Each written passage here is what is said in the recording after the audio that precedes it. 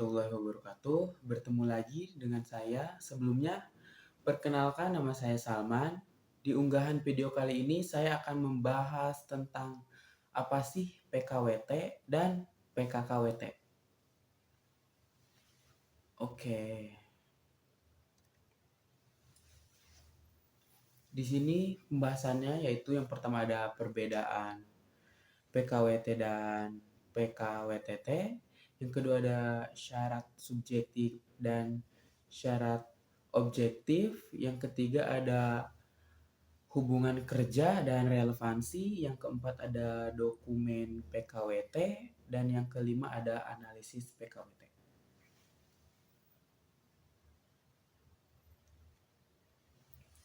Baik, pendahuluan yang pertama PKWT. Apa sih PKWT itu? PKWT adalah perjanjian kerja yang mengikat karyawan, kontrak, dan pekerja lepas. Sedangkan PKWTT adalah perjanjian kerja yang mengikat karyawan tetap yang tidak memiliki masa berlaku.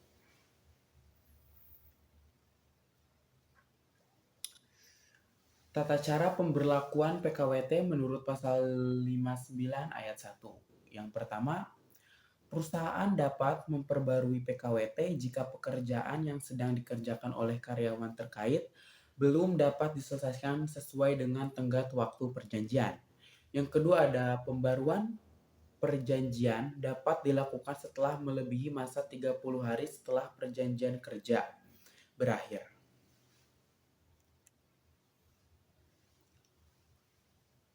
Baik, yang masih dengan pasal 59 ayat 1. Yang ketiga, PKWT diberikan untuk pekerja musiman terkait satu jenis pekerjaan tertentu yang dikerjakan di musim tertentu. Yang keempat ada PKWT bisa diberikan kepada karyawan kontrak yang sedang menjalani probation atau sebelum diangkat menjadi karyawan tetap.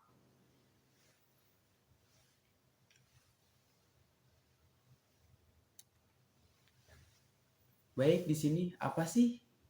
Kan tadi kita sudah membahas PKWT. Sekarang kita akan membahas PKWTT. Apa sih PKWTT itu?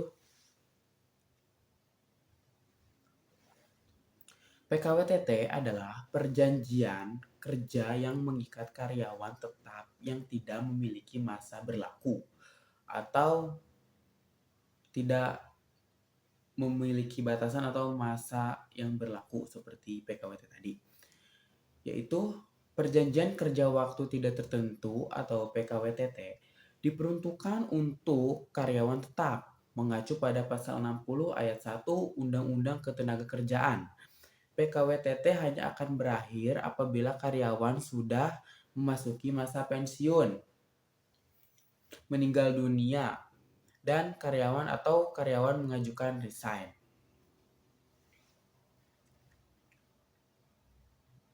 Di sini ada perbedaan PKWT dan PKWTT. Dasar hukum. Dasar hukum PKWT yaitu Pasal 59 Undang-Undang Nomor 13 Tahun 2003 tentang Ketenagakerjaan. Sedangkan PKWTT dasar hukumnya adalah Pasal 60 ayat 1 Undang-Undang Nomor 13 Tahun 2003 tentang Ketenagakerjaan. Lama perjanjian. PKWT dibatasi waktu tertentu atau selesainya pekerjaan. Sedangkan PKWTT tidak ada batasan waktu hingga usia pensiun atau meninggal dunia.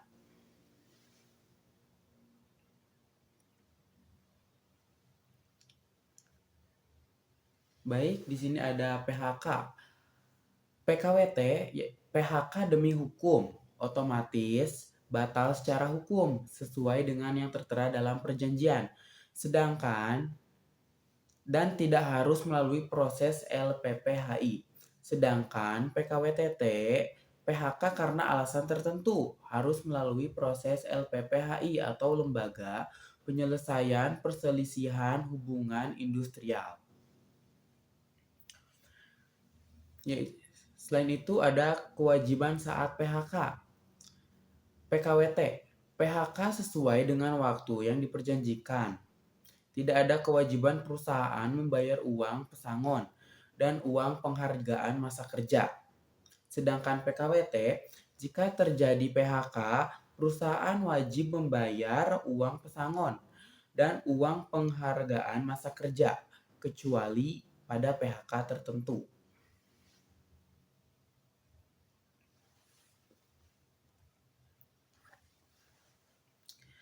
Di sini masih ada perbedaan PKWT dan PKWTT. Dalam masa percobaan, PKWT tidak boleh ada masa percobaan. Bila diberlakukan masa percobaan, batal demi hukum atau batal otomatis secara hukum. Sedangkan PKWTT atau perjanjian waktu kerja tidak tertentu, yaitu masa percobaan diperbolehkan sebelum dijadikannya karyawan tetap. Terus ada pencatatan. PKWT wajib dicatatkan dalam instansi ketenagakerjaan, sedangkan PKWTT tidak wajib dicatatkan.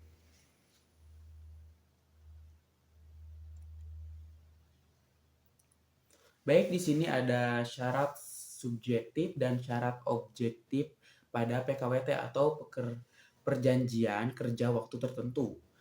Yang pertama ada kesepakatan para pihak. Kesepakatan berarti telah adanya kehendak serta persetujuan dari kedua belah pihak untuk membuat perjanjian. Sebagaimana yang dipertegas dalam pasal 1321 KUH Perdata bahwa tidak ada suatu persetujuan pun yang mempunyai kekuatan dalam hal diberikan karena kekhilafan atau diperoleh dengan paksaan atau penipuan.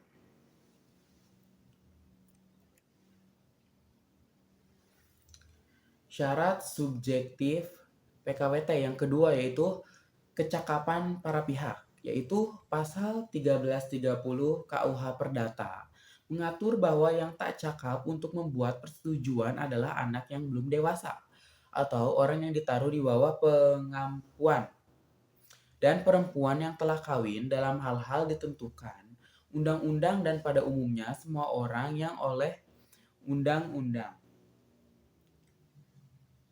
Semua yang oleh undang-undang.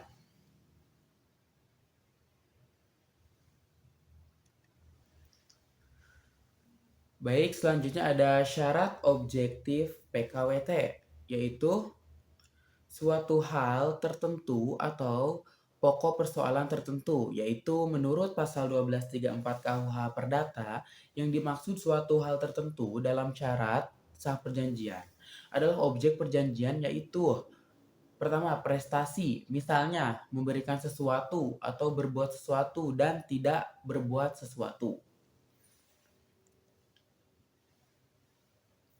Terus ada syarat objektif PKWT yang kedua, yaitu sebab yang halal atau tidak terlarang, yaitu berdasarkan pasal 1337 KUH Perdata.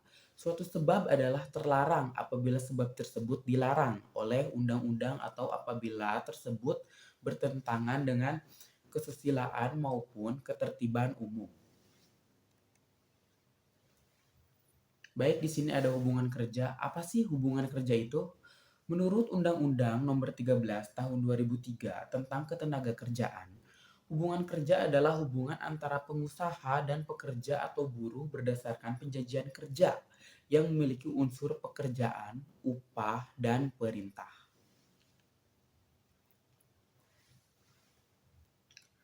Di sini ada relevansi hubungan kerja dan PKWT.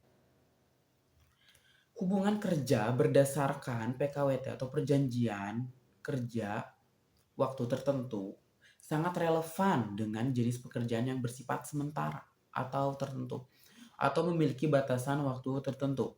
PKWT digunakan ketika perusahaan membutuhkan tenaga kerja untuk suatu proyek, pekerjaan musiman, atau pekerjaan yang diperkirakan akan selesai dalam jangka waktu tertentu.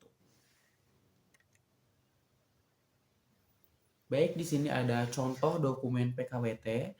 Di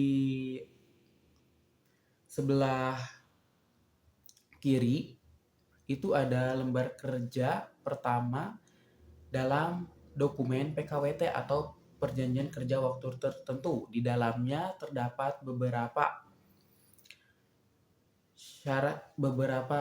syarat. beberapa syarat sah, yaitu terdapat nama pihak pertama, terdapat identitas pihak pertama dan identitas pihak kedua, dan terdapat pasal-pasal yang harus dipenuhi oleh pihak kedua. Terus yang di sebelah kanan saya itu ada lembar terakhir pada dokumen PKWT yang berisikan tanda tangan pihak pertama dan tanda tangan pihak kedua. Sebagaimana mestinya, berarti pihak pertama dan pihak kedua menyetujui dokumen PKWT tersebut. Terus di sini ada analisis PKWT di Indonesia. Banyak perusahaan menggunakan sistem perjanjian kerja waktu tertentu atau PKWT bagi para pekerjanya untuk mengefisiensikan pengeluaran. Namun, dalam praktiknya tidak jarang ditemui pelanggaran yang tidak sesuai dengan Undang-Undang Nomor 11 Tahun 2020 tentang Cipta Kerja.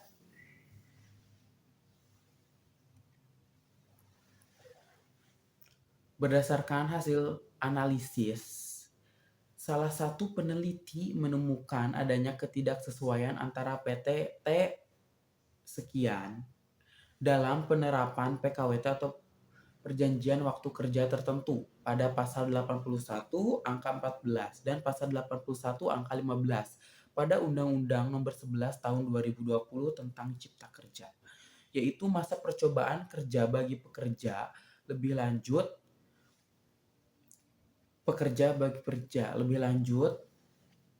Penulis atau peneliti menemukan bahwa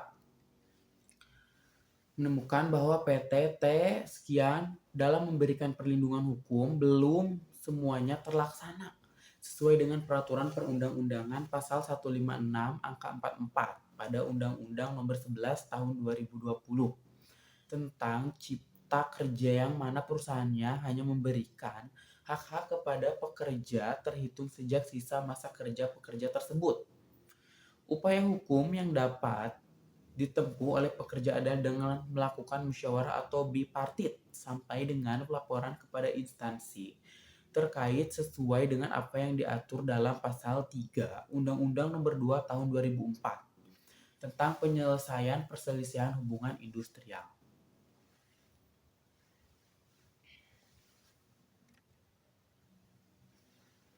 Baik, cukup sekian materi atau penjelasan yang bisa saya sampaikan. Kurang lebihnya mohon maaf karena kesempurnaan hanya milik Allah. Semoga bisa bermanfaat, khususnya bagi saya, umumnya bagi semua. Wassalamualaikum warahmatullahi wabarakatuh.